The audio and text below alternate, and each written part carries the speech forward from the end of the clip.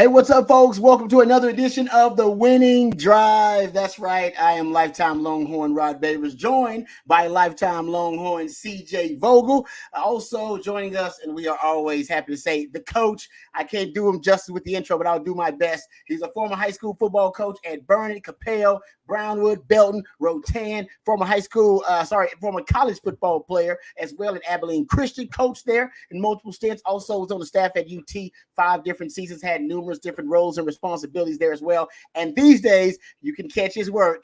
Boom. Right there. Boom. How you like that? ShipleyRanches.com, baby. That's how you do it. Coach Bob Shipley. What's going on, Coach? Hey, what's up, Rod? Good to see you representing, babe. Hey, like I said, I only got to be tough. This is why I wasn't a great athlete, but I was a good football player because I was coachable. You tell me something once, I get it. Boom. You ain't got to tell me again. My wife likes that about me. I'm coachable, man. Tell me something all right. That's it. That's all you need to do. Boom, man, I got the message. Yeah, we cannot afford to pay this kind of representation from Rod Babers, babe. Hey, Coach, you family. So, hey, it's part of the Own Texas family, baby. We representing around here. Hey, CJ, how you doing today, brother? How's everything going? Hey, 11 guys drafted. We're going to get into that, Rob. But, man, what a weekend for Texas football. What a weekend for everybody around the program. I'm excited to even cover it with you guys today. But, man, it was an exciting, busy weekend. It was a good one. George kind of says, CJ, show Earl some respect and straighten out his picture. I love you guys are into the details of the show. They paying attention, CJ, to the details, man. Home decor is not my thing. I'll tell you what, I only got 2 things. I'm trying to add to it, all right? But, yeah, good call. I'll make sure that one's straightened for – I'll get the little – We got some OCD fans, don't we? You damn right we do. And we appreciate them, too. Those are some of the best football fans. They into the details of things, which we are into. All right, guys, we got a lot to talk about. It's going to be a jam-packed show. First of all, we do have a very special guest, which I'm going to tell you about here in a second. And that's courtesy of my man CJ and Jerry Hamilton, those guys working hard on the recruiting trail. We got a special guest that's going to join us a little bit later on. But also, of course, CJ just talked about it, the NFL draft. 11 players taken in the NFL draft for Texas, second most of any program in the country behind Michigan. And it is a record for Texas in the common era draft. If you go look at, you got to go all the way back to 1984, different drafts altogether. Last time Texas had double-digit players taken in the draft. So quite a day. First, before we dive into it, because I want to talk about who basically ended up in the best fits with the teams that drafted them. I think some guys are in ideal situations to start their careers in the NFL. We'll get to that. We'll also hear from some of the NFL GMs who actually drafted these players. Les Snead has something to say about JayWhitt, Jordan Whittington. We'll talk about that. Also, Colts GM Chris Ballard might be one of my favorite new GMs. He basically spoke up on behalf of A.D. Mitchell and a lot of the pre-draft rumors that definitely dropped his draft stock. Everybody thought A.D. Mitchell would be a first-round pick. Turned out to be a second-round pick, drafted with the 52nd pick overall, but went to the Colts. I think it's a good place for him. So we'll get into that, too, coming up a little bit later on. We're also going to talk – I want to talk about the SEC and the Big Ten representation in the NFL draft, or at least the future, what the SEC and the Big Ten will be, because it is remarkable. It is just mind-blowing, basically the kind of monopolization, if you will, of the talent now from those two conferences, which Texas will be a part of upcoming this 24-21 season. And also talk about the position groups. The running back room ended up having 2 players drafted again from that Texas running back room. Jonathan Brooks, first running back drafted overall, and Bijan Robinson was the first running back drafted in 2023. We got to talk about that Texas running back room. I want to know what position rooms in the country for major college football programs are better or as good as the Texas running back room. And there are some, by the way. So I'm not saying Texas that is the best position room in the country, but it's in the conversation. I want to have that conversation with you guys and talk about it. So we'll do that too. We'll talk about all of it, all of your questions, all of your comments. Please hit us up. We'll answer as many questions as we can. Super chats jump to the front of the lines. You guys know that. And we also have a very special guest, Amari Winston. Is going to join us a little bit later on the show. CJ, for those who don't know much about Amari Winston, tell the folks a little bit about our guest that's going to come up for us later on in the show.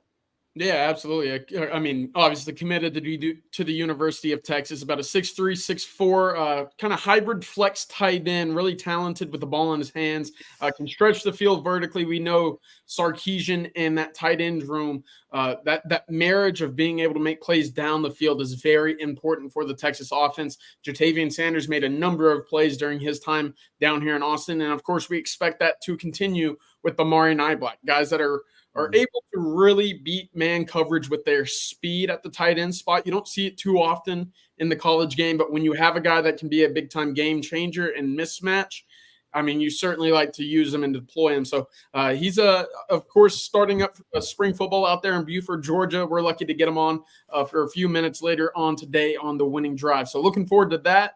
And, of course, how he was able to take in the Texas spring game because he was here in Austin for that game. And, of course, there were highlights galore from that game. So we'll ask him about his thoughts, how his recruitment's going, and, of course, what led him to committing to the University of Texas earlier in his recruitment as well.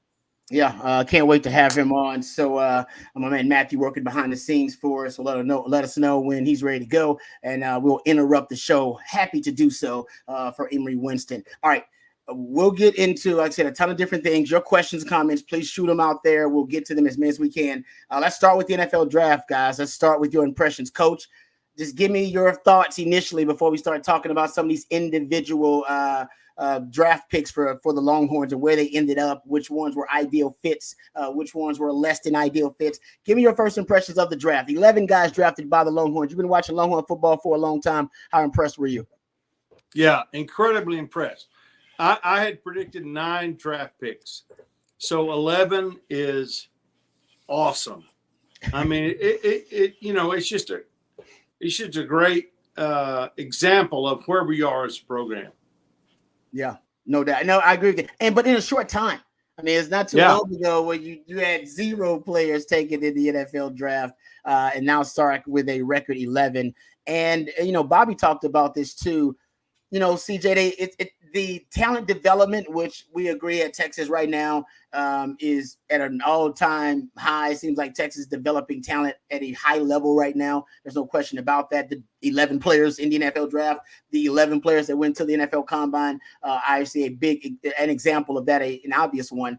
But you start looking at where this program was just 2 years ago, and the different routes that these players took to get drafted, whether it be Jordan Whittington, whether you're talking about Jaylen Ford, lowest rated recruit in his class, whether you're talking about a Tavondre Sweat, that was a very different route that he took, A.D. Mitchell and via the transfer portal, different route altogether, Byron Murphy. It just seems to be there's not necessarily one way that Texas went about developing all these guys. They all had very different routes. Keenan Robinson, also another guy too, to get here. But I think the common denominator is talent development. When they came here, they all got better and became NFL draftable prospects. Ultimately, that's the goal for every player playing in college football right now wants to be that. That's the goal. Mm-hmm. Oh, absolutely. Isn't that the saying, it doesn't matter where you start, but how you finish. And a lot of these guys, finished exactly where they wanted to be. And that's signing an NFL deal and ending up hearing their name called over the weekend in the NFL draft. Of course, you mentioned, you have some 5-star kind of guys in here. Xavier Worthy was kind of in that mold. Jatavian Sanders, Jordan Whittington back in his day, and I don't want to make him sound like he's too old, but I mean, he was setting records at Cuero, and he was doing so on the biggest stage in the state championship game. Of course, to your point, it just takes a little bit of a time for these guys to really hit their groove and find just how they can piece things together on the field. So for JayWhitt, it took him a while. It took him 5 years to stay healthy, to find that groove on the field and find what his role was, because we didn't really know what it was. You expected him to be that big-time playmaking wide receiver. He, of course, had those nagging injuries. You couldn't see him on the field consistency early on. But as you started to see him mature and develop in his role, I think he mastered it. He was that 3rd or 4th wide receiver at a time where Texas desperately needed one. He was that sure-handed guy underneath that moved the chains on 3rd and medium, 3rd and long. He was that guy that you could lead or put out front as a lead blocker and, basically pummel some guys into the dirt. He did that very well. And as a result, NFL teams took notice. We'll hear from the Rams GM and Sean McVay later on. talking about what they liked about Jordan Whittington. It wasn't about the flashy plays. It wasn't about his measurables or what it took for him to get on the field in terms of, his speed or agility. It was what he did behind the scenes. It was the little things. It was how much every day meant to him coming into the weight room, coming into the facility, and how his teammates looked at him. So I thought that was very encouraging. Christian Jones is another guy in that regard as well. Yep. Not a very high draft or rated recruit. Took him a long time to get his feet under him. I think a few years ago would have thought maybe this wasn't the spot for him. That right tackle position might be better suited for somebody else. But as a result of the continual development and trust in Kyle Flood and Steve Sarkisian, him going 5th round is a big win for the Longhorns. And it's, I think there's a number of guys here that you can point to in that same respect. So really, really impressive day, weekend, showing, whatever you want to call it. Texas won the draft without a doubt. It's crazy to say that because we were saying that I feel like after the combine too, the Texas won the combine, and now we're talking about Texas winning the draft. Let's start starting at the bottom. Now we're here, kind of Drake thing, but let's start with the guys who were drafted latest, and then we'll work our way to the highest draft picks for the Longhorns. How about that? Because there were so many of them. I didn't feel like we're going to have this many to cover, but it's a good problem to have. So let's start with JayWhitt. JayWhitt was in round 6, 213th overall to the Rams. I brought this up, and CJ, I'll let you bring up your little nugget because I thought it was interesting. On Third and Longhorns, our Third and Longhorns podcast, shout out to my man Nick Shuley, who puts it all together, but Derek Johnson and Alex Okafor and Jeremy Hills and Fozzie Whitaker do a really good job. But we actually interviewed Tate Haver, who was the long snapper for the Longhorns, who's the son of Les Snead, the GM of the Rams. Now, I don't know this. He's a great young man. I don't know this to be true, but I still believe it, that when Les Snead was going to draft JayWhitt, because I also know that he was hanging out with his dad for the draft, there had to be, you definitely would ask your son, hey, I know, how's your teammate? Would you give me a little breakdown about your teammate? Because we also know this is what happened with Jerry Jones drafting DeMarvion Overshown. Paxton Anderson was a teammate of DeMarvion Overshown, and he got a recommendation. Jerry Jones actually asked his grandson, hey, tell me what kind of teammate he is. Tell me about his football character. I'm going to say that there was definitely a recommendation by his teammate and a reference, if you will. So give it up for JayWhitt, because, guys, he wasn't drafted on productivity. He wasn't drafted on really his measurables either. He ran a decent 40 time or a 4.42, but he didn't really work out at the combine. He didn't work out at the pro day. He got drafted on football character, I feel like. Am I wrong about that? I would have to agree 100%. Of course, this is a guy who was eligible to play 5 years in college, and he only accumulated 1,700 yards and only found the end zone 5 times. And so it felt like, it wasn't necessarily a draft pick based off of what he did on the field, although when healthy, especially the last 2 years when he had over 1,150 yards, you saw the production at times, but it didn't jump off the page at any point. This was something that he certainly had to work for and do the little things right to ensure that guys found ways to take an extra look at him. Front office guys, they see the flashy plays. They see the guys that, run the 4.3s. And of course, like Xavier Worthy, a 4.21. And very rarely do you see 3 guys on one wide receiving group get drafted in a single year. But because of, there only being one football and only one time at you have to make your plays in other ways. Jordan Whittington excelled in that. And that high character mention that was brought up about him from the Rams, there's a reason why every single player that was talked to at the Texas Pro Day mentioned Jordan Whittington as the one guy they would like, a potential team that they get drafted by to pick up Jordan Whittington. There's a reason for that. He was the heartbeat of this team, and I think that was a big piece of what we saw from Roschon Johnson going in the 4th round. His production might not have lined up with guys who got picked in that similar range, but they did the little things very well, and they went the extra mile to ensure that their team was put before their individual accomplishments. And that's the biggest part of what these NFL drafts executives, the people making those big time decisions are making sure that they're adding pieces to their team that ultimately help them get closer to lifting the Lombardi Trophy. Hey, Coach, something about wide receivers. The Rams do a good job of finding sleepers like that. Cooper Kupp was way off the radar. Puka Nacua, way off the radar for folks. and end up being slam dunks. I'm not saying that's JayWhitt. I'm not at all. But I'm just saying that they do have a lot of history of finding kind of off the beaten path wide receivers who ended up striking for them.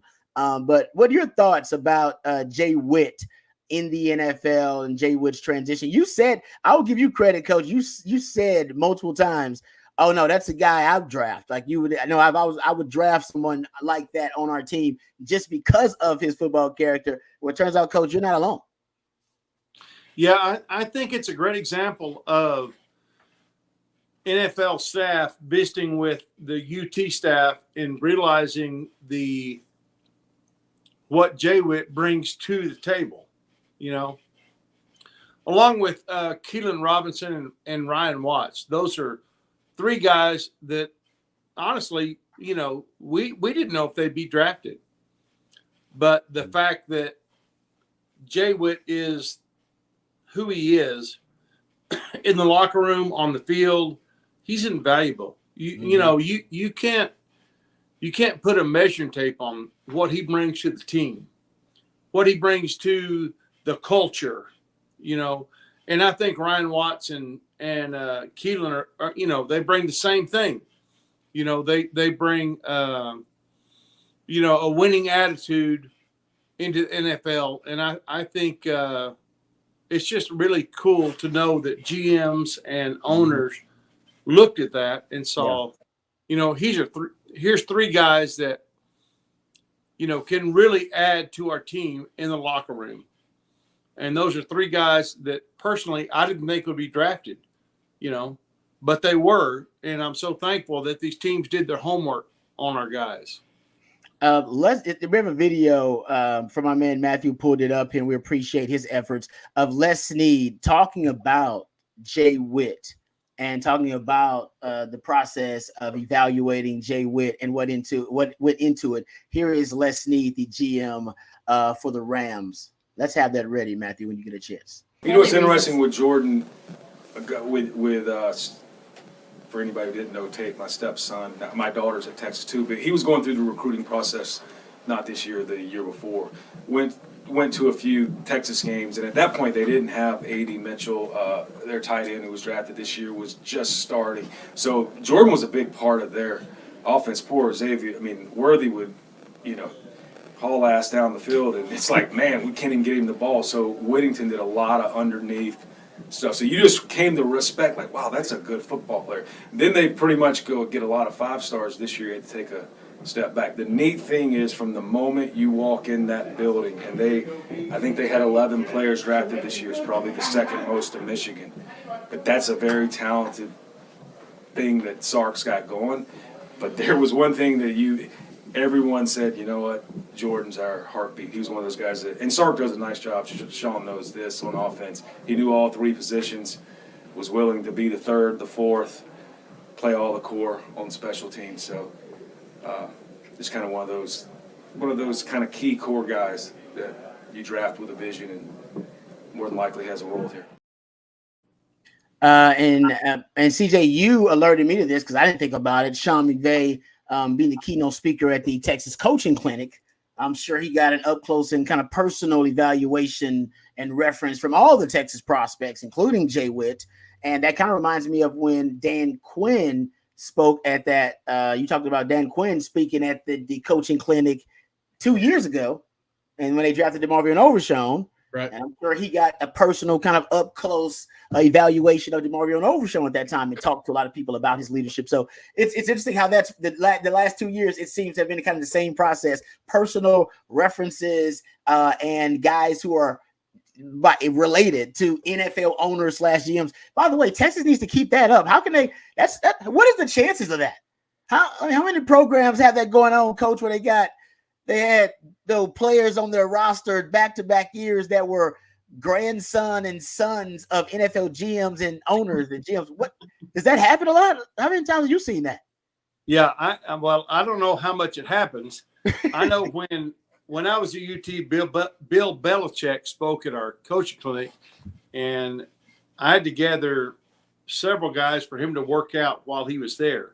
And so, I don't know who worked out our guys when they came to speak at our clinics, but certainly, these guys understand what we have, and they get on campus and they visit with our coaches, and they understand, at the highest level, what our guys can bring to the table in the NFL.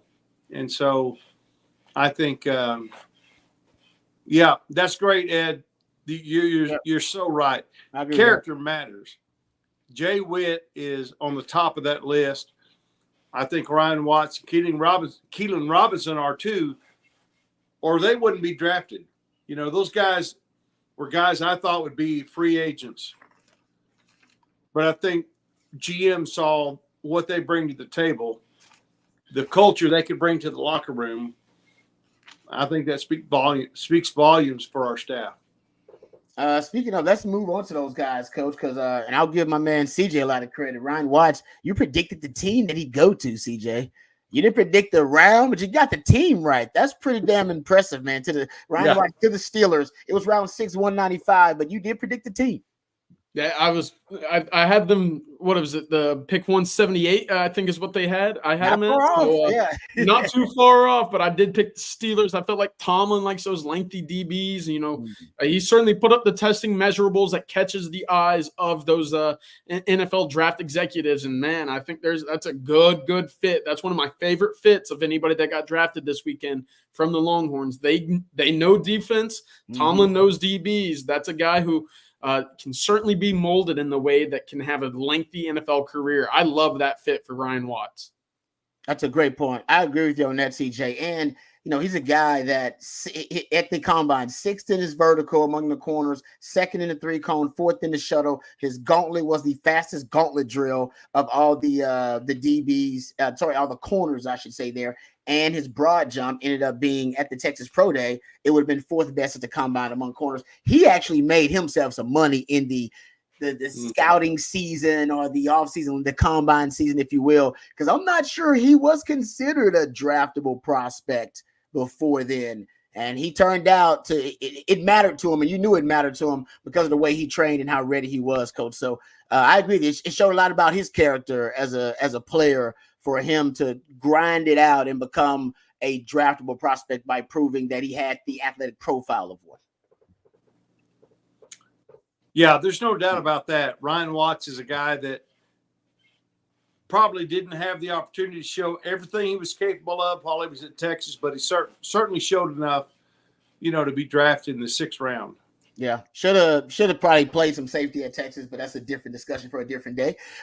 Next up, guys, Jaylen Ford. He was drafted by the Saints in round 5, 175th overall. And I know a lot of people are like, oh man, he dropped in the draft. Not really. This is about where the NFL drafts off-ball linebackers. Middle rounds 3 through 5 is pretty much. I mean, Dre Greenlaw was a 5th round pick. Fred Warner was a 3rd round pick. This is about, unless you have freakish athletic skills, and I love Jaylen Ford, but Jaylen Ford's not a freakish athlete. He's a freakish football player with freakish football IQ. That's why I think he'll make a roster. And if he's not with the Saints, I think he is an NFL player that'll make a roster. But guys, that's why he dropped. Didn't really have anything testing-wise that stood out. But if you watch Jaylen Ford play, Coach, for long enough, then he's one of the best football players that we've seen on defense for Texas since Sark has been here. Yeah, there's no doubt. You look at his junior film, and that really shows what he can do. I think his senior film, you've got to take that with a grain of salt because everybody knew what he could do. Everybody was prepared to block Jaylen Ford, this season, and he still had a good season. Not quite the season he had the year before. Yeah. But, he certainly made a name for himself, especially in the 2022 season, and then the 23 season just was a great example of what he can do when he's a guy that every offense has to know where he is on every snap. Yeah, no doubt about it. And I agree with that. I in terms of the fit, they do have a lot of good linebackers. I mean, I think they got DeMario Davis. There was an all-pro. They have some guys there with the Saints, so I'm not sure if he's a guy that's going to play right away. And I'm not sure actually that he needs to play right away in the league. He's one of those guys who probably would be best served sitting a while. They got Willie Gay, I think, is another linebacker there. That's probably one of their other starting linebackers. But I wouldn't doubt if he's a guy that's on special teams, and special teams now is more of an emphasis in the NFL, speaking of, that he's a guy that can make his headway there first. Speaking of special teams, and I did say it when the NFL changed its kickoff return policy and this kickoff return rules to adopt the XFL's kickoff return. And I said, Keenan Robinson should be celebrating because this makes him a draftable prospect. I did not know he would go 167th overall in the 5th round. That was really impressive to the Jacksonville Jaguars. Shows you that not only a team's emphasizing, but maybe drafting him Turner in this draft. So maybe they're emphasizing, but maybe drafting him that high if he proves himself as a kickoff returner, CJ. Maybe Doug Peterson will have some boutique plays for him potentially on offense, because that was much higher than I thought Keenan Robinson would get drafted.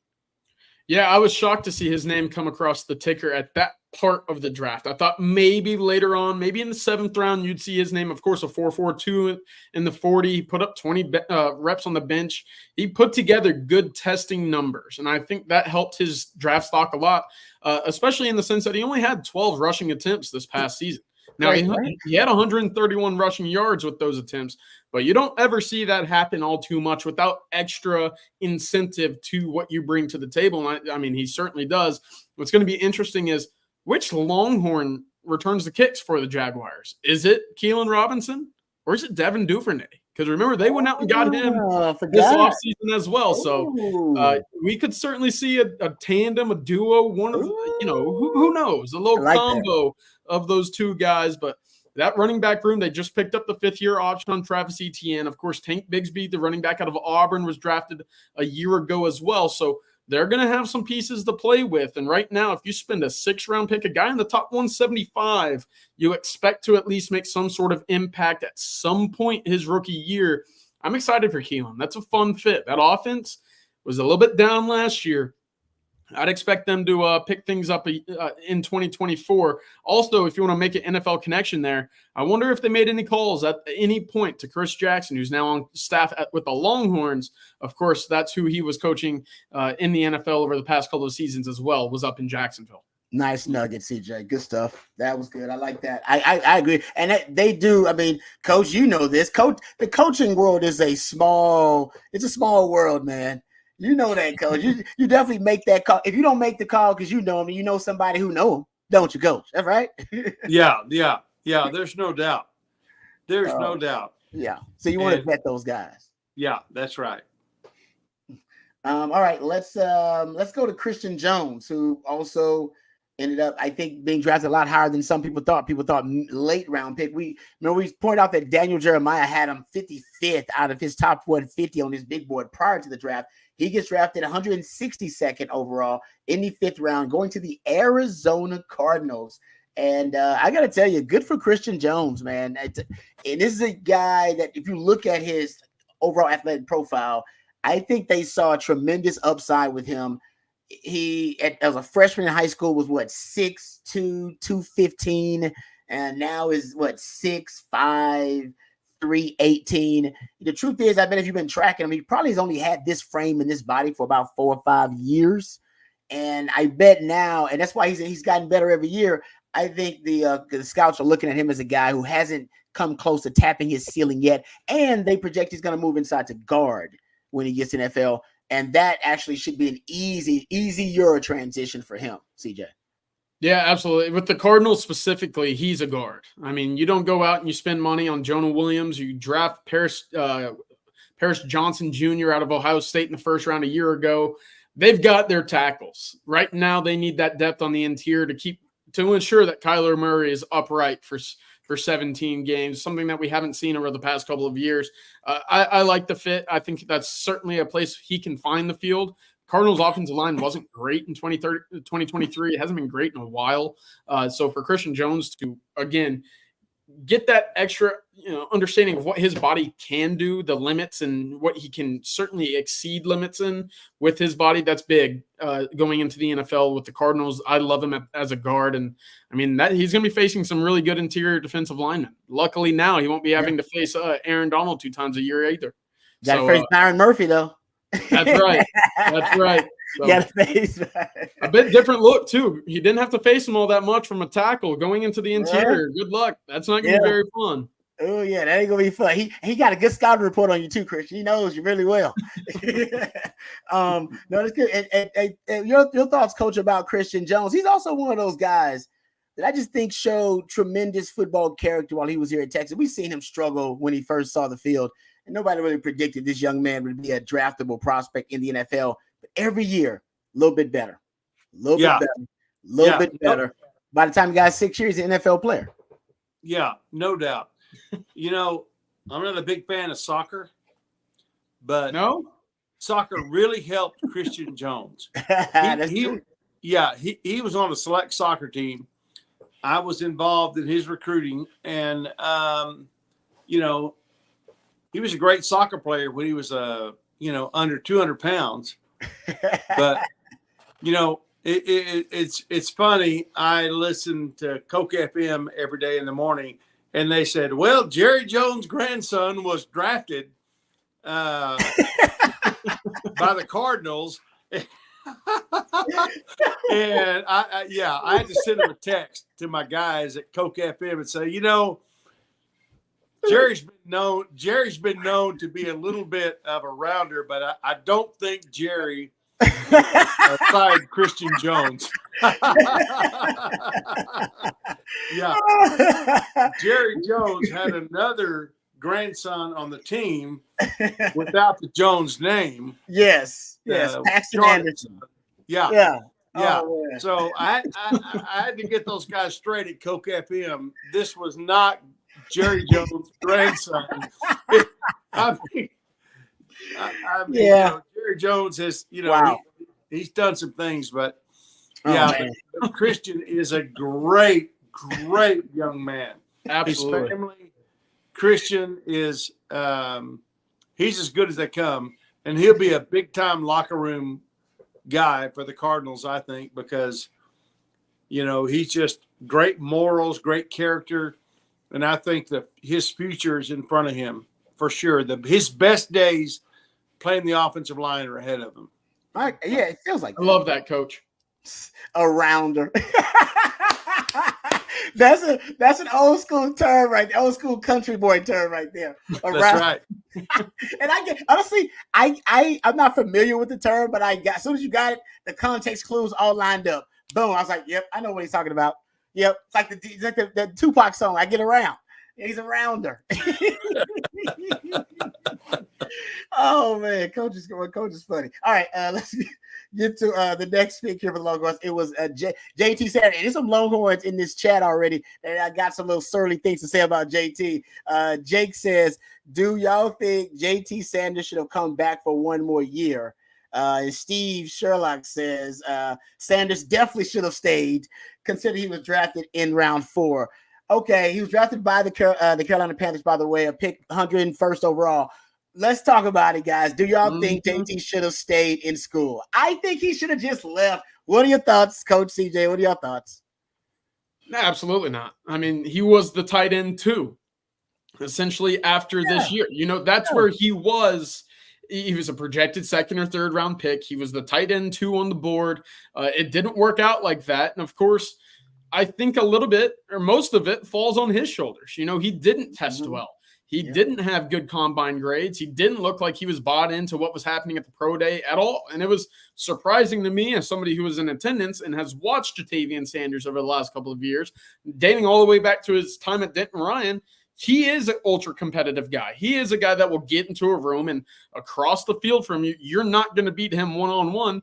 But for whatever reason, that day in the bubble, it felt like he beat himself. And I'm not sure what it was entirely, but it was a poor showing. And it was a poor showing in front of 90-plus scouts, executives, coaches, whatever it is. And so as a result of that, when you only put up 8 reps on the bench and you don't have great running times and, you know, everything else that goes into it besides catching a football is lackluster. I mean, this is what happens. You fall. Scouts take note of that because it's their job on the line to ensure that that team gets better. So should he have come back? Probably not.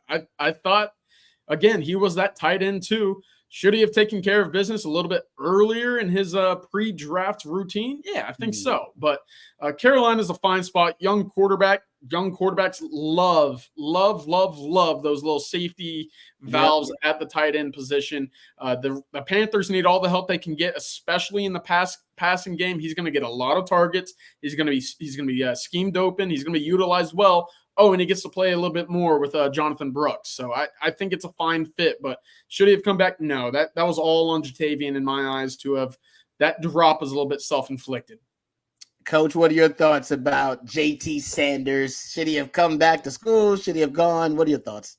Yeah, well, I have the utmost respect for CJ and the way that he prepares himself, but I would have loved to see JT come back another year. Yeah, you know, he would need to get serious about the weight room, but it is what it is, and he has to continue to grow and develop as a player. And, I think maybe, some teams saw that. Yeah. But very poor showing in the combine and the Texas Pro Day. I would love to have him back another year, but, good luck to him. I hope he'll continue to work and, overcome some deficiencies that are obvious, with his strength and so forth. But, the guy's a baller. He's just a straight out baller on Saturday. You could take all the test and his strength and his speed and all those things. And, I just love the fact that there's still NFL teams that will look at the tape and see what a guy brings to the table.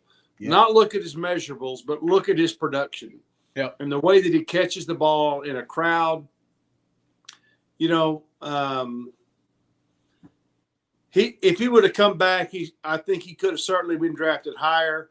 But good luck to JT. I think he's, he doesn't need to, just chill out and think he's got it made. He's got to continue to develop.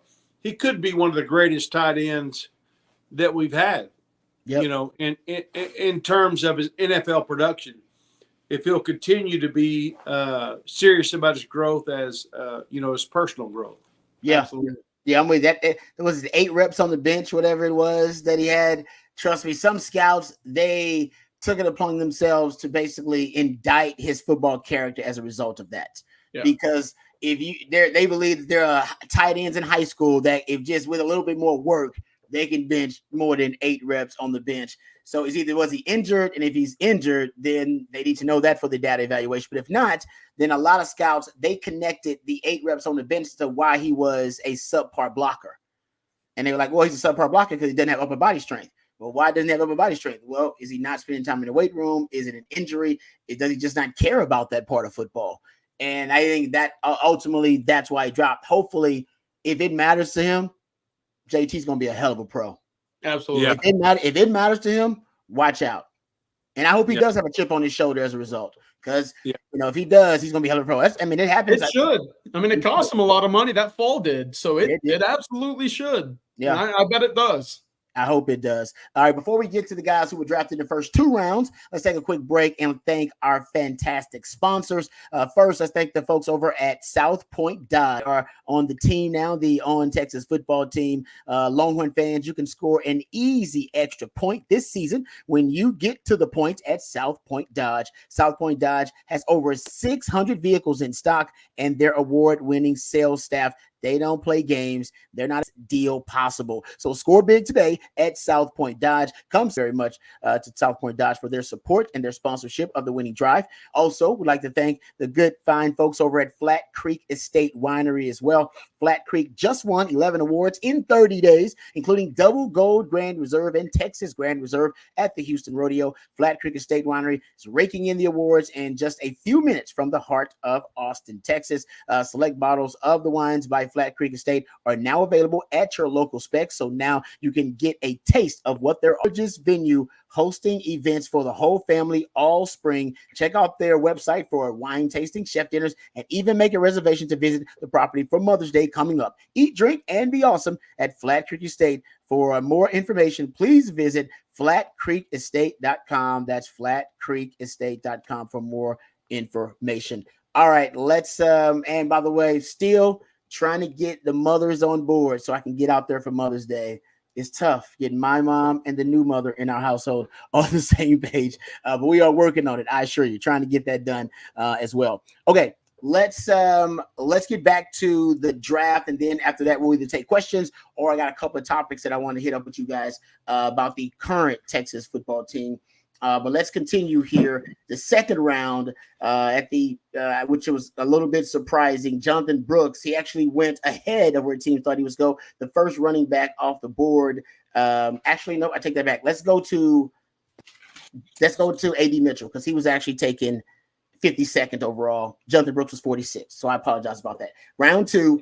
52nd overall, A.D. Mitchell dropped all the way to 52. I think a lot of people thought he was going to be the first receiver for Texas off the board. That was not the case. There's no doubt the pre-draft rumors, actually, they definitely ended up hurting A.D. And we don't know where these rumors came out of nowhere. They came out of nowhere. And I mean, I hate to even bring them up again. I'll just reference what they talked about. Basically, they hinted or implied that because of his diabetes, that oftentimes he doesn't manage it well. And when he doesn't manage it well, that it affects his performance, it affects his mood, and that he may need, quote, a handler as a result of this in the NFL. Also talked about how, that affects his relationship with teammates and coaches. Yeah, it came out probably 2-3 weeks before the draft and certainly dropped his draft stock. Chris Ballard, the GM of the Colts, actually, after they drafted him 52nd overall, he was upset and took a vehement, passionate stance on behalf of A.D. Mitchell. Here's what Chris Ballard had to say about the pre-draft rumors that dropped the draft stock of one A.D. Mitchell. I don't know. I mean, I read some of that was said on TV. I mean, just the typical, excuse my language, our typical league, unnamed sources, bad interview. That's such, I mean, it's like, put your name on it. I'm tired of, we tear these young men down. These are 21, 22 young men. And if people out there can tell me they're perfect in their lives, it's crap. It's crap. This is a good kid. And, for those reports to come out, like, I said it last year. I'm sorry. I apologize for the language. I don't, but I do. I don't, but I do. He goes 52nd overall to the Colts. What are your thoughts, CJ, about the fit A.D. Mitchell to the Indianapolis Colts? Oh, it's a tremendous fit. It absolutely is. He's going to be that wide receiver 2 right across from Michael Pittman. They have a young, talented quarterback with a big arm in Anthony Richardson. They're going to be in a division right now that is really, really improving the offensive side of the ball across the field. I mean, of course, you look at the Texans, you look at the Jaguars. They got quarterbacks right now. They got to keep up in that division. So they're going to be slinging that ball a good bit. I love the fit. I love what Chris Ballard had to say. And if there were any true concerns about A.D. Mitchell in his time at Texas, they would have been nixed early in that Colts draft board. You know why? Shane Steichen was at the Texas Pro Day. So was Reggie Wayne, the Colts legend, now a wide receivers coach on staff there. Both of them in attendance to see A.D. Mitchell in action at the Pro Day. And for those who were there, they saw Steichen and Coach Sarkisian, almost inseparable after the Pro Day testing was concluded. The two of them were sitting around talking for about 10 or 15 minutes on the field. They had a long, lengthy conversation. I'm sure that even filled in over a little bit after the Pro Day as well, in terms of how well these guys truly can, kind of carry themselves after the Pro Day. So I don't think there were any red flags on the side of the Colts. I think Chris Ballard's actually very happy that he fell to 52, because you don't see that type of talent that deep in the second round too often, especially when you saw him being drafted or mock drafted as high as 23. I mean, that's a 30 pick selection drop. Yeah. I thought the Colts are going to be very happy with that. I think it's a great fit for him, and he's going to get plenty of looks. So again, as long as he can keep his head on right, which I believe everybody who I've talked to behind the scenes believes he can be, that's going to be a good pick. That's going to be a great value for Indianapolis. Yeah. What are your thoughts, Coach, about A.D. Mitchell? Draft stock dropping, but him also ending up with Indianapolis Colts. Hey, you got a quarterback that can chunk the rock, though, when he goes vertically downfield, because Anthony Richardson's got a gun. But what are your thoughts about the fit for A.D. Mitchell? Well, I think it's a shame he dropped the way that he did, but it's a great fit for him. I'll agree with CJ. I think it's a great fit for him. And the bottom line is this. And you know this, Rod, it's not the first contract, it's a second contract that really makes you the money. Mm-hmm. And so, the most important thing for AD is for him to be in a great program that can utilize his skills. And I think it's a great fit for him. And, he may have lost a little money, with the draft, but he'll make it up with his second contract, in my opinion. Great fit. Great fit. No doubt about it. And we may be prematurely here interrupted before we're done by our special guest in about 3 to 4 minutes. So Emery Winston may be joining us. So just a heads up for everybody out there. Before we do that, though, let's get back to it. Jonathan Brooks, he was taken by the Carolina Panthers in the second round, the 46th pick overall. This is a guy, he's going to end up starting for them in a couple of years. I mean, you look at the running back room they have now, Miles Sanders, Chuba Hubbard. Those are going to be the guys this upcoming season. But once Jay Brooks is fully healthy, he's going to be Carolina Panthers starting running back. And they got a new head coach there, Dave Canales, who Dave Canales obviously likes these Longhorns because he got JT Sanders in the fourth round. And guys, I'll make a prediction. I think JT Sanders and Jay Brooks ends up starting for the Panthers in 2 years. I like it.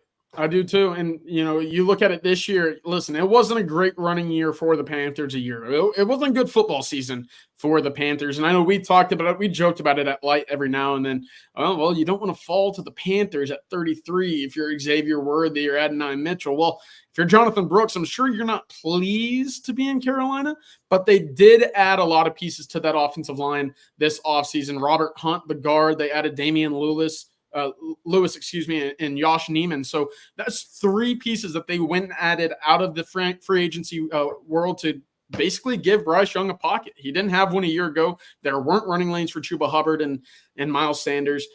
They went out and they spent the money probably a year too late, but at least they're trying. And if you're Jonathan Brooks looking at this offensive line, okay, at least there's some NFL veterans in front of me. It's not a ragtag bunch of inexperienced rookies, which is very, very important for his career longevity as well, especially coming off of an ACL injury. So it certainly should be a step up from what we saw a year ago. But at the same point, we're going to have to wait and see just how long it takes for the group to get going 100%. But at least there's a start right now in Carolina.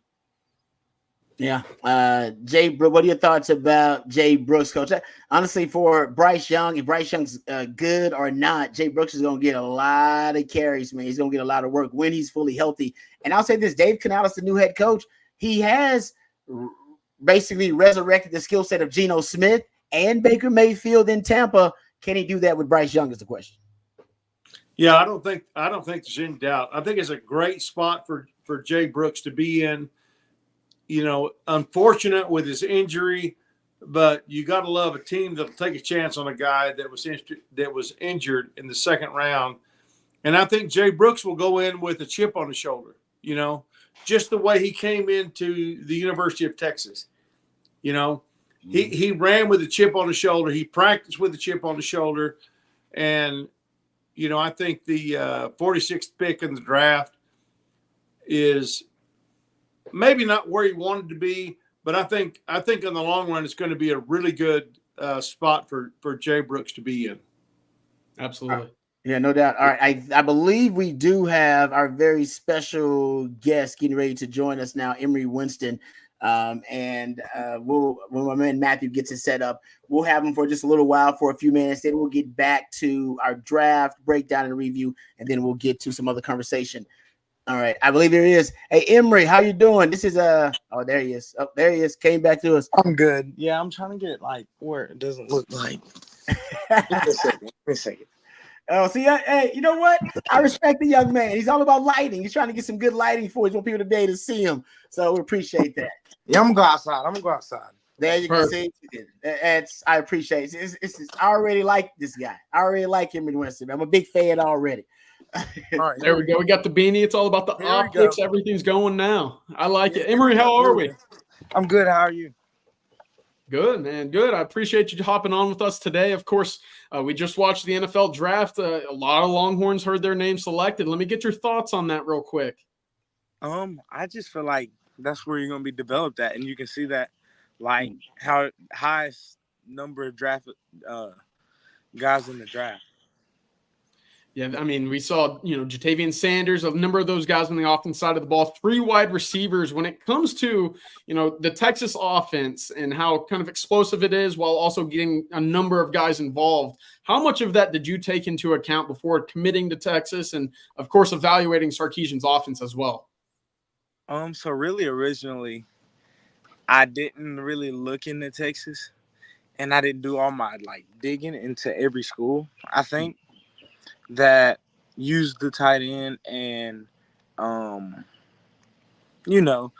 was figuring where I wanted to go when stay close, because I knew Texas was far. I know they offered me, and I knew that was like a dream offer or whatever. I wanted one, but I knew I didn't want to go there. And then I'm riding down the road one day, and I'm like, Mom, I think I want to go to Texas. And she's like, why? And I was like, do you not see what they're doing with JT? And we were actually in Kentucky for my sister's track meet, or I think something like that. And so I'm like, and it just popped up. Like, I see how he's getting used, and probably him and Georgia are Texas and Georgia is the most, Yeah. So. Hey, Emory, let me ask you about your game, man. I got a chance to watch some of your film. You're a physical tight end. You seem like you seek out physicality. You seem like you actually are somebody that thrives in it. You're not trying to avoid those big hits. You're trying to deliver them. Did I gauge your game right? Did I evaluate it correctly? Yes, sir. Being smaller, I gotta really, if I want to play at the next level, coaches tell me I gotta be physical. I can't. I'm not the bigger guy that can sit there and put hands on him and get him out the way. I got to use my leverage and stuff like that. So, yeah. That's.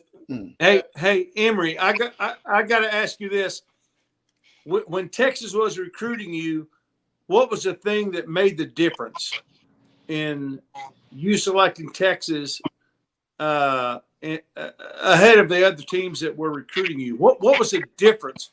What was the feel, the vibe you had when you visited Texas in Austin? So I went my first game. I went to I couldn't talk to nobody. I couldn't talk to no coaches. I went to the Red River game. Yeah. And it was, the atmosphere was great. I like how split up in half. It split you. You had you don't even know how many Texas fans, how many Oklahoma fans. And then I went to the Kansas State game, and I'm chilling. I'm talking to coach, and I'm like, this is where I want to be. This is where I'm gonna get developed and play. You were down here in Austin a few weeks ago for the Texas spring game as well. You got to see some more fireworks, really. I mean, it felt like an offensive explosion that day. Was there anything that really stood out to you whenever you were in person watching that game go on? They spread the ball around. Most people, they have their one target, 2 targets. The QB have their there's certain targets they want to hit. But no, everybody at Texas is ready to it's ready to shine when it's their time. Yeah. We got your tape up right now as well, Emory. I mean, we're seeing you with the ball in your hands, make plays, juke defenders, make the plays down the field. What is it about your game that you think is, a strength and really allows you to become a big menace on the field, basically? I really think like most people wouldn't think this, but I think being smaller is like not an attribute, but it helps me the most because Okay. I can move a lot better than certain people, but they have certain stuff that they do better. But I think getting open, creating separation, being able to run bomb whenever they don't think so is my biggest, and like catching traffic. Hey, Emory, Hey, Amari, you're obviously a very versatile player. Do you see a lot of JT Sanders in yourself? JT didn't test real well at the combine, but he caught the ball in traffic really well. And that's one thing that you do. You're not afraid of traffic. You're not afraid of getting hit. Do you see a lot of JT Sanders in yourself? I do. I feel like I'm a smaller JT. Yeah. Yeah, it worked out pretty well for him in Austin, I'd say. Yeah. It seems like they move you around a lot in high school. And Sark moves his tight ends around a lot too. First of all, what do you prefer? You prefer to be in line, or you prefer to be flexed out? You want to be out wide? Where do you prefer to be as a tight end? Really, I don't think it matters. I in my school I really even it out. Like, so I mean, I got to be the best I can at both. So no doubt, a lot coming up for you as the summer months continue. I mean, what's next in your recruitment? I mean, of course, a trip back down to Austin. I mean, how's everything looking on that side of things? my official is June 21st through the 23rd, so I'll be back.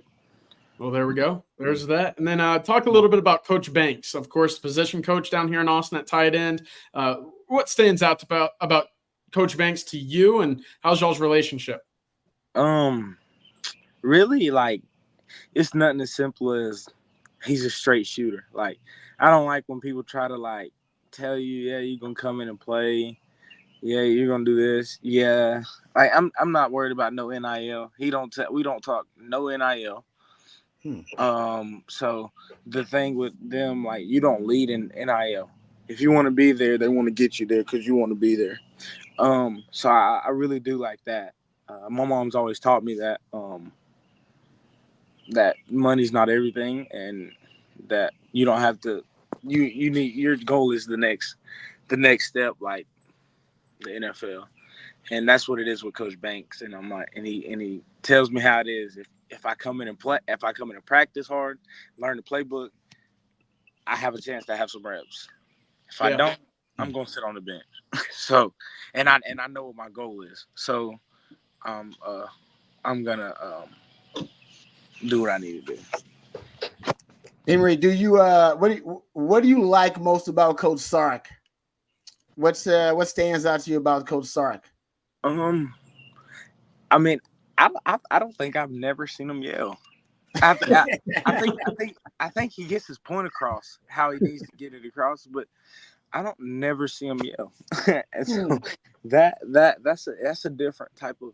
You see all these coaches yelling and cussing. You don't have to do that, and he doesn't do that. He gets his point across, and you see that it doesn't matter how you coach as long as you're doing it right. He can take you anywhere. So. Absolutely. Well, I certainly hope, Amari, that you will come into the University of Texas with a chip on your shoulder. Yes. Always have a chip on your shoulder. If you don't have a chip on your shoulder, you got to make something up. I'm serious. But because you may not be, the size that everybody's looking for to tight end, you got to play with a chip on your shoulder. I was on the staff at UT for 5 years. I know what that's all about. Yeah, you do. And so I come in with a chip on your shoulder, baby, with something to prove. You take care of your business at University of Texas. You do what you did in high school. You bring it to Texas with a chip on your shoulder, baby. You'll be in good shape. I like that. Always have a chip on your shoulder. Always. That's the plan. I mean, being smaller, I think that was my biggest concern. Until I asked around, I'll ask Coach. I mean, on my last visit, I even, like, my mama knows, like, being smaller, you don't really see, and being able to play the running back position helps me out a lot. Like, being able, my film, I have it in my film. I play safety. I'm our starting second string safety on defense. So being able to do all that from being called a tight end, I mean, I don't really like that because if coach need me to punt the ball, I'm gonna punt it. So I saw a couple of Wildcat. You were playing a little Wildcat quarterback. Is that right?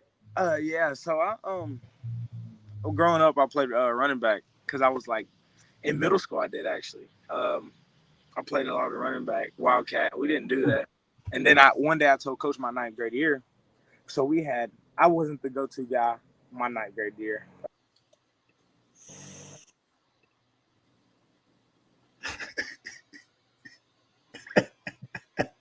It was a 4-wheeler riding down the street. We got a lot of 4-wheelers. Yeah, I know. It was a 4-wheeler That's in the country, man. Yeah, live in the yeah.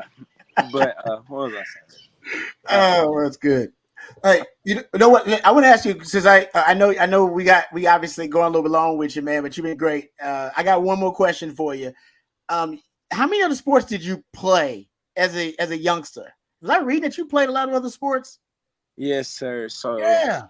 So growing up, I played baseball, basketball, and football.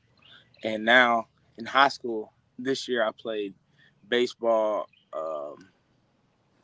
Not baseball, football, basketball, and soccer. Coach, yeah, baby. Soccer, baby. Yeah, baby. Yeah. So yeah, I had to stay in shape somehow because if not, I'd come home and play the game every day. And I'm like, I can't do that. Hey, it worked out good for Christian Jones. It worked out good for Christian Jones. I did see something like he does that. So yeah, he was a soccer guy, man. Hey, Amari, that's good. I'm with you, man. That's good stuff about that staying in shape. I really enjoy it. I mean, I want to be in the best shape I can. Heading to Texas gives me the best shot to play. Because Coach did tell me we lose a few guys next year. So and like Mr. Bob was saying that you got to have a chip so I can come play. So.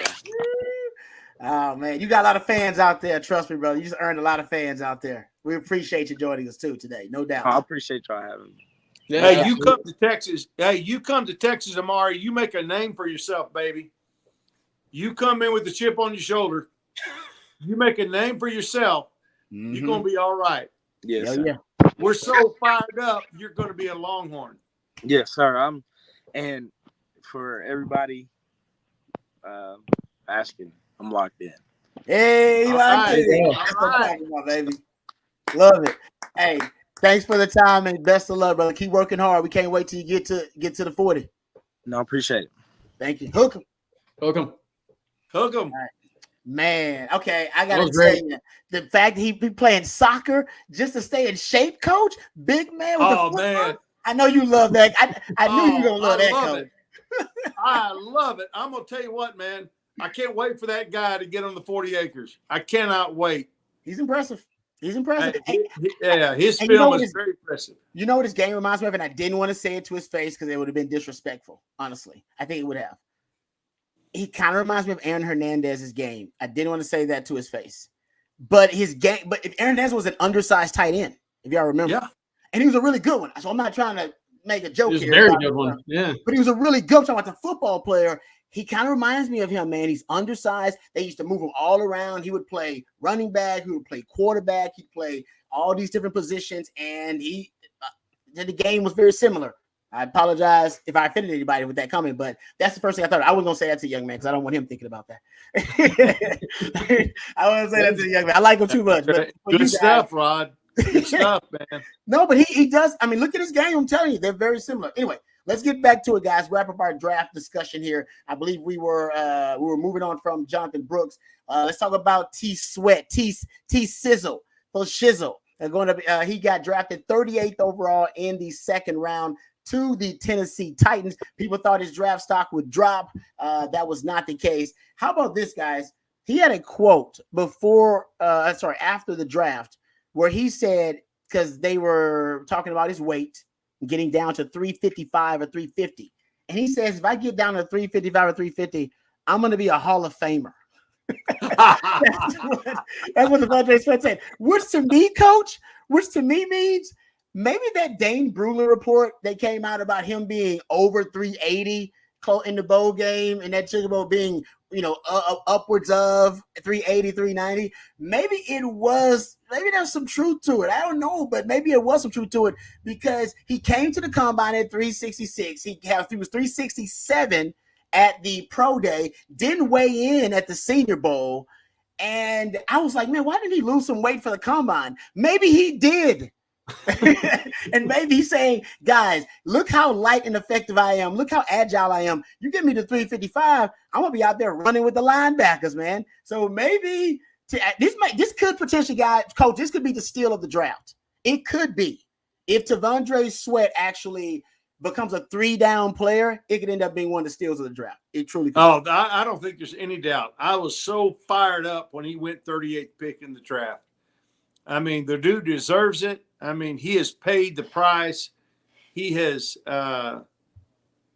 represented the university well. Had a little slip up when he, was, this past spring, but 38th in overall in the draft. I'm fired up for him, and he's going to make the Titans a great defensive lineman, in my opinion. Yeah. DJ, what do you think? That Titans D line is going to be a lot of fun. Of course, you have Jeffrey Simmons out there, Harold Landry out of LSU.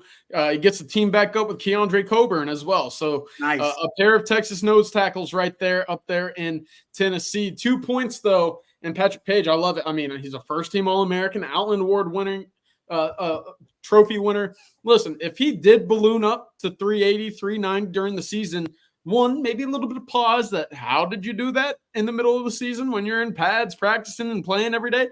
But two, if you're the best interior defensive lineman in the entire country at that weight and then lose 30 pounds back to where, most expected you to be, that only screams to me that your ceiling is not even close to where it was a year ago when you were the best interior defensive lineman in the country. So a lot of promise, a lot of expectations for T'Vondre Sweat. Good spot in Tennessee. They have a great basically persona about their defense. Smash mouth, very physical style of ball up there. He fits right in.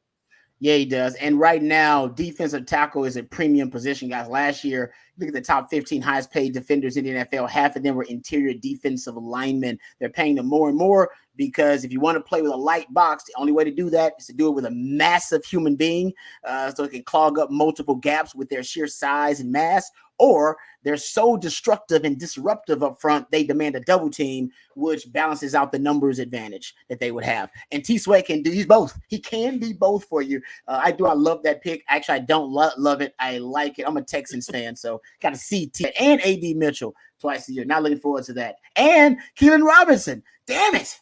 As a Texans fan, I'm hurting here. As a Longhorn fan, I'm loving this. But let's get to it, guys. Let's get to the Longhorn, I think, who may have been the best ideal fit for any of the Longhorns who were drafted, and that is Xavier Worthy in the first round to the Kansas City Chiefs. I did predict that they would trade up to get Xavier Worthy, not the Chiefs. I didn't know it would be them. I was hoping it'd be somebody else, but it is the Kansas City Chiefs. And guys, I think the NFL should be afraid. They should be very afraid. The truth is the Kansas City offense has been castrated essentially the last 2-3 years. No vertical game. I'll give you a stat that's mind-blowing, Coach. The average length of a Patrick Mahomes touchdown in 2023 was 3.9 yards. It was 17 yards in 2019. If you go look at the amount of offensive touchdowns on plays of 10-plus yards, the Kansas City Chiefs were 31st in the NFL on explosive plays, touchdowns of 10-plus yards. They were right there with the Jets and the Carolina Panthers. The total distance combined of Patrick Mahomes touchdown passes in 2023, 101 yards combined. They don't go downfield. They only have a short to intermediate passing game after they lost Tyreek Hill. Now you're going to add the fastest human being in the history of the combine with Hollywood Brown on the other side, so another 4.2 guy, 4.27. and they're going to stretch the top off of defense. And a good point my man Bobby brought up that I didn't think about, but the best quarterback in the league at sack avoidance is Patrick Mahomes. Nobody's better at extending the play and being accurate while they're extending that play with a cannon of an arm that can make a throw to any point, any area on the football field. And now imagining the scramble drill with Xavier Worthy, something he couldn't unlock at Texas because he didn't really have the quarterback to unlock a scramble drill. That's not the way Quinn operates. And then before that, it wasn't something that Casey did it a little bit, the scramble drill, but not a ton. It was more Bam Bam Sam's thing. But can you imagine trying to cover that dude, CJ, for, 5-6 seconds in a scramble drill? I couldn't imagine covering him for 2 seconds. I mean, that speed. My favorite takeaway from the entire draft is we wait, 3 hours to hear Xavier Worthy's name called. We get to 28. We know the Bills need a wide receiver. Okay, this is Adonai Mitchell's time. Then we see there's been a trade. Okay, the Chiefs are on the board. Who are they going to get here? Well, the guy that they've been married to all offseason long with all these mock drafts. They go out and get the fastest player the combine has ever seen. And then the whole takeaway until round 2 begins is, how did the NFL let this happen? Yeah, exactly. How did all these teams allow Kansas City to end up with Xavier Worthy? It was like, we knew all along this was who they wanted. I mean, at 32, and every mock draft that you saw for the last month and a half, 2 months was, Xavier Worthy is going to fall to 32, and he's going to be right there. Patrick Mahomes is going to go get him a new weapon, and they're going to three-peat. Well, they traded up to go get him to ensure that he was still on the board because they knew that was the perfect fit for them. And it's going to be very dangerous for the rest of the NFL. I mean, we just watched Patrick Mahomes win back-to-back Super Bowls when it felt like he didn't have a true wide receiver one. He has that now in Xavier Worthy. He's not just a speed guy. He has great hands. He's shown great route running ability, did so at the combine, did so at the pro day. It's dangerous. Look out, because that's probably my favorite pick of anybody that got selected. Just the fit, the team, the scheme, and the player. It can't get much better for Xavier Worthy than ending up with Patrick Mahomes in Kansas City. Yeah, Xavier is living right. I mean, he is. Now, if you look at the press conference when he was drafted, they're not disillusioned. He's not Tyreek Hill. He's not that type of player. They know that. But the speed that he brings to the table and his return ability is a lot like Tyreek. But he's not the same person. Obviously, he doesn't have the build that Tyreek has, but he does have the speed, and he will stretch the field vertically, which is something that they definitely need since Tyreek, left for the Dolphins. So I agree with you, CJ, and Rod, you called it. I mean, this is a pick you called when I was watching the draft and I heard they drafted Xavier. Man. I was like, what a perfect fit. Yep. What a lucky guy. What a blessed guy to fall into a place like that. And I'll say this, he deserves it. After his junior year, he was his last year's 22 season, he was, there were a lot of people doubting him because he didn't adjust to the ball as well as he should have. If it was thrown right at him, he might catch it. If he had to adjust it, he might not catch it. But he came back his senior year and really, I think, shut up a lot of his critics and was drafted by a team that will use him. And obviously they have proven they know how to use speed at wide receiver with one of the best quarterbacks the NFL has ever known. Absolutely. Yeah, no doubt. He couldn't end up in a more perfect spot. So congrats to Xavier Worthy and the best play caller also in Andy Reid, no doubt about that. And last but not least, Byron Murphy, the first Longhorn off the board, went to the Seattle Seahawks in the first round. That's a big pickup for them. 5th D tackle in Texas football history to be drafted in the first round. And Mike McDonald, a defensive guru, is deciding to make Byron Murphy the centerpiece of his defense. And he's got to go up against Sean McVay twice a year. He's got to go up against Kyle Shanahan twice a year. He wants to make sure he's got some elite level defenders to do that. And Byron Murphy is the first name he chose. Says a lot about Byron Murphy and his ceiling potentially. Yeah, it was crazy watching that first round, seeing 14 straight offensive players to get selected. We didn't have to wait too long for that streak to end and then see Byron Murphy's name get called. But to your point, I mean, the Seahawks need some big-time interior defensive linemen to play against the Rams, the Niners. I mean, the Cardinals every now and then can surprise you. But, of course, the dual threat ability of Kyler Murray certainly means you got to be up front, locked and loaded with that interior defensive line spot. Murphy brings that to the Seahawks. And, again, I keep pointing to it, but the last Texas Longhorn to go play that nose spot for the Seahawks ended up doing pretty well with Poona Ford. So I'm excited for Byron. That's a good fit for him. Yeah, it is a good fit, and he's a hell of a player too. I think Byron Murphy, his story is also another one of those great stories about development. I think a lot of the responsibility, a lot of the credit is on him, though. A lot of the coaches said he just kind of worked himself into being a great player, not only a great player, but a first-round pick. All right, that's our wrap-up of the NFL, of the draft picks in the 2024 NFL draft. Also, free agents, undrafted free agents. You let me know, CJ, if there are any more that I missed, but it was Ryan Sanborn, you reported, was an undrafted free agent, gotten signed by Atlanta, and you also reported Jed Bush to New England. Jet Bush signed with New England. I didn't report that one, but I did report that Ryan Sanborn signed with the Atlanta Falcons. So getting to go join Bijan out there in the ATL, I guess, as a punter. And then Jet Bush, no one has produced better Texas undrafted free agents over the past decade than the New England Patriots. So if there's one spot you want to sign and hopefully see that development and find a niche role, Jet Bush in the New England, that's a great fit. Yeah, real quick before we kind of get into the end of this thing, before we give a shout out to our sponsors, KD35, I am the best. Hearing that Dominic Williams is down to Texas and Mizzou, LOL, is he just heading to LSU for a free trip? Also, what's the word on Takario Davis? He's still in the portal, but he was at and participating with Arizona in their spring game this last weekend.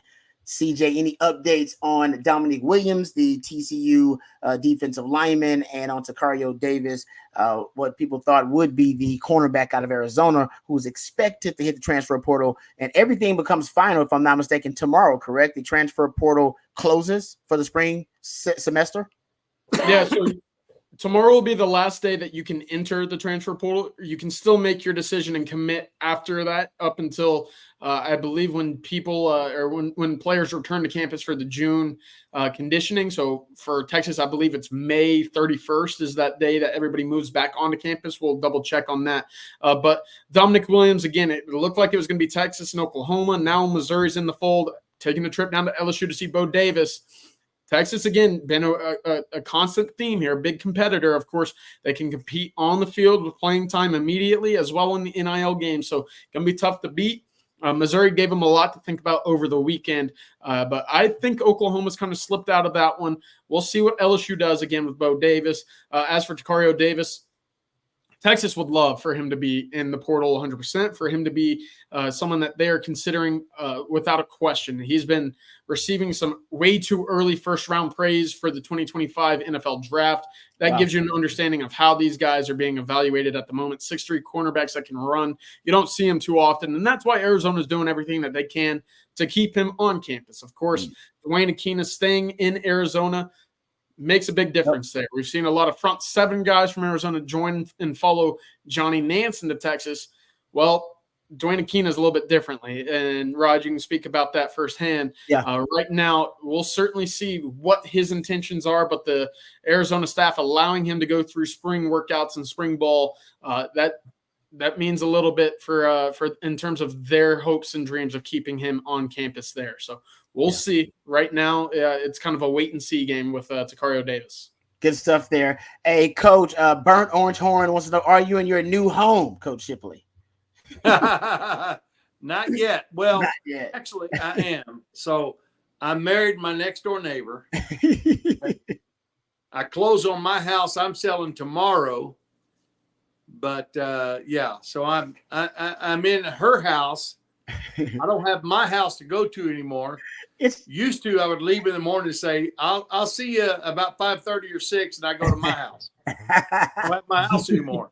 I sold it tomorrow, but it won't be long. and then we're going to sell her house and move into another one.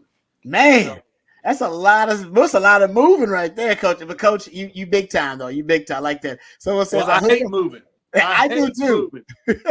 So it says Hookem from Oklahoma podcast. Hookem Rod B. I wore number 21 in the Little League because of you. Woo! Look at that.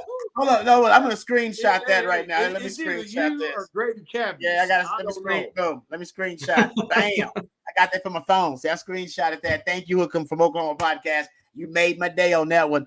And Curtis says Rod got the right hat on today, Coach. Hey, you only got to tell me once. I don't need to get that one. My wife said the same thing. She said, "Baby, I love you because I only got to tell you once." You're damn right. I'm coachable. It means you're coachable. All right, yeah. Let's thank our sponsors, gentlemen, before we get out of here. One more shout out to South Point Dodge. Thank them so much. I want to thank them so much for their support of the winning drive. Hey, Longhorn fans, you can score an easy extra point this season when you get to the point at South Point Dodge. South Point Dodge has over 600 vehicles in stock and their award-winning sales staff. They don't play games. They're not about gimmicks. They're all about getting straight to the point and make sure they're getting you the best deal available. So score big today at South Point Dodge. Come see them off of I-35 South in Austin, or just visit them online at southpointdodge.com. Get to the point at South Point Dodge. So we want to thank them. Also, we'd like to thank Flat Creek Estate Winery for their support as well. Flat Creek just won 11 awards in 30 days, including Double Gold Grand Reserve and Texas Grand Reserve at the Houston Rodeo. Flat Creek Estate Winery raking in awards, and is just a few minutes from the heart of Austin, Texas. Select bottles of the wines by Flat Creek Estate are now available at your local specs. So now you can get a taste of what they're all about. Flat Creek is also a gorgeous venue hosting events for the entire family all spring. Check out their website for wine tastings, chef dinners, and even make a reservation to visit the property for Mother's Day coming up. Eat, drink, and be awesome at Flat Creek Estate. For more info, please visit flatcreekestate.com. That's flatcreekestate.com. And yes, I'm still trying to arrange a way to get out there for Mother's Day. I'm trying to get some more wine from Flat Creek Estate because I brought back 4 bottles and now they're all gone. That's how good they're all gone. They're all gone. And by the way, Coach, I didn't drink that much of them. So wifey loves Flat Creek Estate wine. So thank you guys very much. Does your wife, does she like white wine or red wine? She likes both. She depends on the meal. Depends on the meal. She's kind of I don't say she's a snob about her wine, but she's a wine enthusiast. So if it's a certain meal, then she wants a certain kind of wine. So, hey, you know what? Happy wife, happy life. You know what I'm saying? And wine. No doubt. Yeah. I'll be visiting Flat Creek for sure. Exactly. Oh, yeah. Yeah. Oh, real quick, before we get out of here, hey, we want you guys to become an OTF OG, an On Texas Football OG. Join us over at ontexasfootball.com. They're running a special right now. It's $20 off an annual subscription to the site if you use the code OTFOG. That's OTFOG for $20 off instead of a $60 a year subscription. It's just $39.95, or you can get a monthly subscription for just $5.95. For more insider news on the team and recruiting, make sure you check out ontexasfootball.com and become an OG. All right. For our OG, that's Coach. Coach is the OG on this show. And for the young G, that's CJ. All right. I'm just in the middle of this thing. And my man behind the scenes, my man Matthew, he is the real MVP. That's what he is, because we can't do it without him. For our friends over at Flat Creek Estate Winery, and also for South Point Dodge, and for the On Texas Football family, thank you guys for joining us. We can't tell you how much we appreciate you guys helping us grow this thing. This community is growing. It's getting bigger and bigger every day. It's because of you guys. So thank you so much. And until next time, hook 'em. Hook 'em.